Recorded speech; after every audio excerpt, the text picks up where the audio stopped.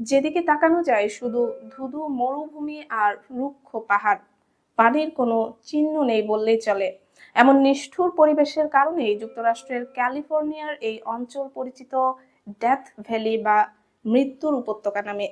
তবে বিস্ময়করভাবে এই বছর সেই শুষ্ক মরুভূমিতেই আবার জেগে উঠেছে একটি প্রাচীন হ্রদ, যা লাখো বছর আগে পুরোপুরি শুকিয়ে গিয়েছিল। গবেষকদের মতে এই হ্রদটির বয়স প্রায় 1,28,000 থেকে 1,86,000 বছর। ওই সময় ক্যালিফোর্নিয়ার সিয়েরা নেভাদা অঞ্চল হিমবাহে ঢাকা ছিল। হিমবাহ গলে আসা পানির প্রবাহ থেকেই সৃষ্টি হয়েছিল বিশাল এই হ্রদ, যা 160 কিলোমিটার দীর্ঘ ছিল।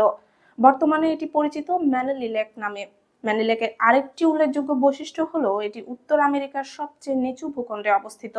সমুদ্রপৃষ্ঠ থেকে প্রায় 282 ফুট নিচে অবস্থান করা এই এলাকা সারা বছরই চরম শুষ্কতার মধ্যে থাকে। তীব্র রোদ আর গরম বাতাসে ফেটে থাকে মাটি। তবে সাম্প্রতিক বৃষ্টিতে সেখানে আবার পানি জমায় হ্রদটিকে দেখতে ভিড় করেছেন মানুষ। চলতি বছরের সেপ্টেম্বর থেকে নভেম্বর পর্যন্ত ডেথ ভ্যালি এলাকায় টানা ঝড় বৃষ্টি হয়েছে। এই অতিরিক্ত বৃষ্টির পানিতেই আবার প্রাণ ফিরে পেয়েছে ম্যানলি লেক। যদিও এটি প্রথম নয়, 2 বছর আগে ঘূর্ণিঝড় হিলারির সময়েও পুরো অঞ্চল পানিতে ভেসে গিয়েছিল। তখন আরো বেশি পানি জমে হ্রদটি বড় আকার ধারণ করেছিল এবং স্বল্প সময়ের জন্য পর্যটকেরা সেখানে নৌকা ভ্রমণের সুযোগও পেয়েছিলেন।